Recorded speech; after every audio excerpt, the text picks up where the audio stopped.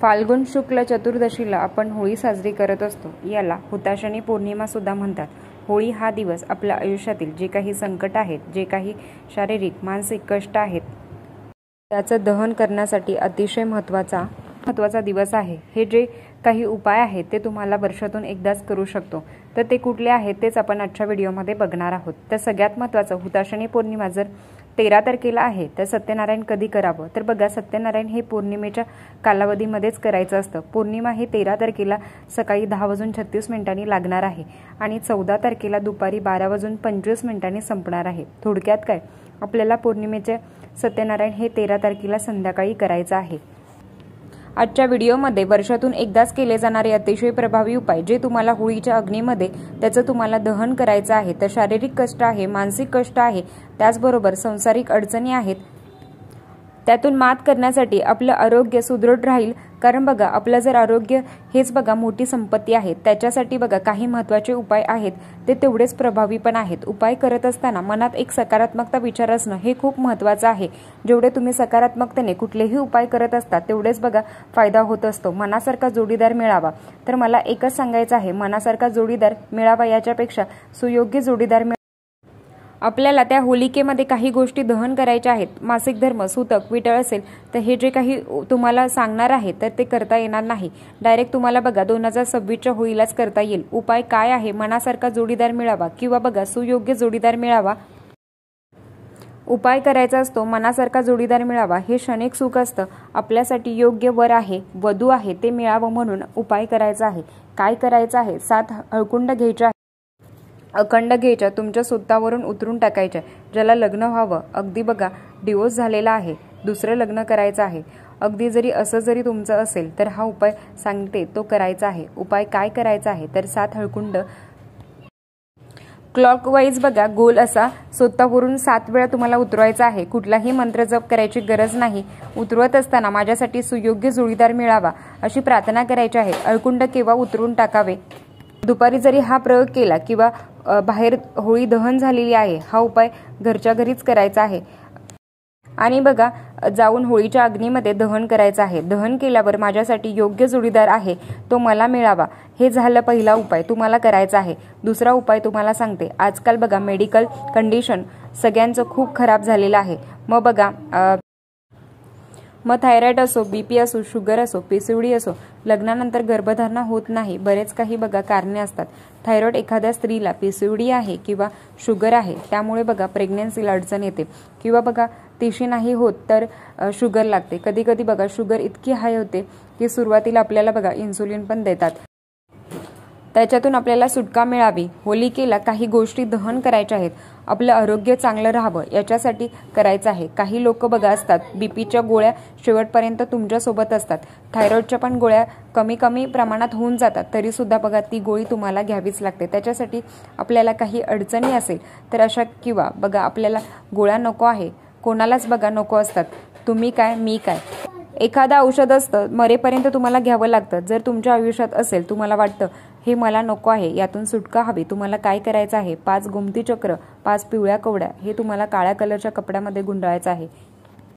ज्या तुम्हाला बघा गोळ्या चालू आहे, मग BP असो, थायरॉइड असो, शुगर असो, त्याच्या व्यतिरिक्त कुठला आजार असेल तरी तुम्हाला ती गोळी असेल तर एखाद्याला बघा टॉनिक चालू आहे, औषध चालू आहे,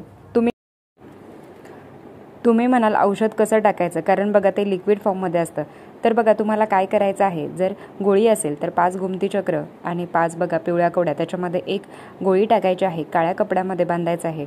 ज्यांना बघा औषध चालू आहे, ज्यांना इन्सुलिन चालू आहे, त्यांनी काय काय करायचं आहे, तर औषध 1 बघा थेंब आहे ते काळ्या कपड्यामध्ये लावायचं आहे. अर्थात ते बघा थोडंसं ओलं होणार आहे, पण त्याची बघा गाठण बांधायची आहे आणि ते होलिकेमध्ये दहन करायचं आहे. होलिकेमध्ये दहन करत असताना आपल्याला हीच प्रार्थना करायची आहे, जे मला शारीरिक कष्ट आहे, जे काही अडचणी आहे, जे काही आजारपण आहे ते लवकरात लवकर कमी होऊन दे अशी प्रार्थना करायची आहे. हळकुंड स्वतःवरूनच उतरायचं आहे.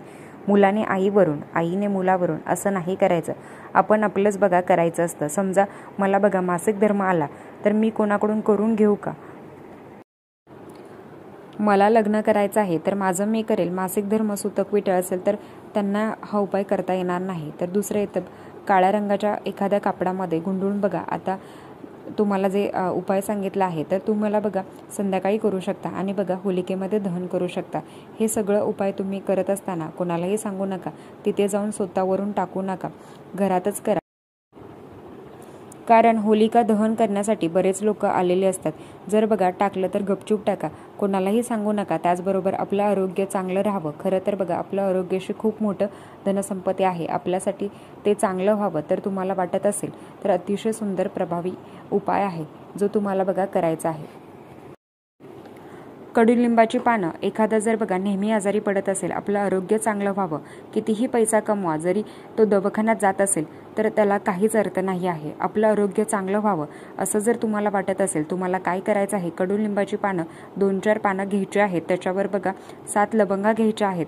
लवंगा घेताना अखंड असाव्या आणि बघा एक कापराची वडी, हे तीनही वस्तू तुम्हाला घ्यायच्या आहेत आणि स्वतःवरूनच उतरवायचा। घरात आजारी व्यक्ती असेल किंवा लहान बाळं आहेत, सतत आजारी असतात, आपलंही आरोग्य चांगलं व्हावं, स्वतःवरूनच हा उतार करायचा आहे। हे होळीच्या अग्नीमध्ये दहन करावा। पहिला जो उपाय सांगितला आहे तो लग्नासाठी आहे, दुसरा जो सांगितला आहे ते गोळ्या औषधं त्यांच्यासाठी आहे, तिसरा बघा स्वतःच्या आरोग्य चांगलं व्हावं, सारखं बघा दवाखाना करावा लागतो, तिसरा उपाय त्यांच्यासाठी आहे। तुम्हाला सांगितलं आहे की आर्थिक प्रगती व्हावी, पैसा सगळ्यांना हवाहवासा वाटतो। होळीच्या अग्नीमध्ये प्रार्थना करायची आहे, आर्थिक प्रगती चांगली व्हावी।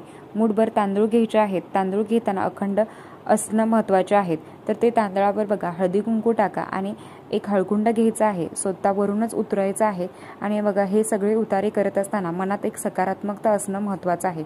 माझी आर्थिक प्रगती चांगली होणार आहे, हे करून तुम्हाला बघा लाखो रुपये मिळणार आहे असं मी अजिबात म्हणणार नाही आहे, पण होलिकेमध्ये आपले जोपर्यंत बघा घरातली दलिद्री जात नाही तोपर्यंत माता लक्ष्मी प्रवेश करत नाही। बऱ्याच वेळा कमेंट येतात की आमचा पैसा बघा टिकत नाही, काही त्यांचं बघतो आपण, एवढूसा पगार सगळं काही छान मॅनेज करतात आणि एवढासा असो, कमी असो, जास्त असो, पैसा टिकतच नाही। अशी जर सिच्युएशन जर तुमच्या घरात असेल तर हा उपाय करायला हरकत नाही। तुम्हाला काय करायचं आहे, मूठभर बघा तांदूळ घ्यायचे आहेत, हळदी कुंकू टाकायचं आहे, एक हळकुंड घ्यायचा आहे आणि स्वतःवरून बघा उतरून होळीच्या अग्नीमध्ये दहन करायचं आहे। आता होळीच्या अग्नीमध्ये दहन करत असताना सगळ्यासमोर तर तांदूळ फेकू शकत नाही, तर एका कागदामध्ये बघा गुंडळून तुम्ही नंतर त्या होळीच्या अग्नीमध्ये टाकू शकता। हे सगळे उपाय लग्न करायचं आहे, ज्यांच्या घरात एखादा व्यक्ती आजारी आहे तर सगळे उपाय तुम्ही करू शकता। बऱ्याच वेळा असं पाहिलं जातं की होळीच्या अग्नीमध्ये फक्त नारळ टाकला जातो, जसं आपण नारळ पण बघतो की नारळ बघा असा फेकला जातो। लक्षात घ्या, नारळ हे शुभतेचे प्रतीक आहे, नारळ मांगल्याचं प्रतीक आहे, त्या नारळाला सुद्धा मान सन्मान देणं महत्त्वाचं आहे। ते कसं करायचं, तर नारळ दोन्ही हातात घ्यायचा, हळदी कुंकू अर्पण करा, नारळाचा शेंडा होळीच्या समोर असावा आणि बघा होलिकेला प्रार्थना करायची, माझ्या घरात सुख शांती समृद्धी आरोग्य नांदून दे, भरभराटी येऊन दे, अशी प्रार्थना करायची आहे। व्यवस्थित नारळ होळीच्या अग्नीमध्ये दहन करायचा, नारळ फेकू नका, हे चुकीचं आहे, त्याचा मान सन्मान देणं महत्त्वाचं आहे। दोन्ही हाताने बघा शक्य झालं नाही तर बघा उजव्या हातात घ्या आणि व्यवस्थित होलिकेमध्ये दहन करा। कुठलीही प्रक्रिया करत असताना त्याचा मान सन्मान देणं, व्यवस्थित करणं तेवढंच महत्त्वाचं आहे। तर आजचा व्हिडिओ इथेच थांबवते, आवडला असेल तर लाईक शेअर सबस्क्राईब। धन्यवाद। श्री स्वामी समर्थ।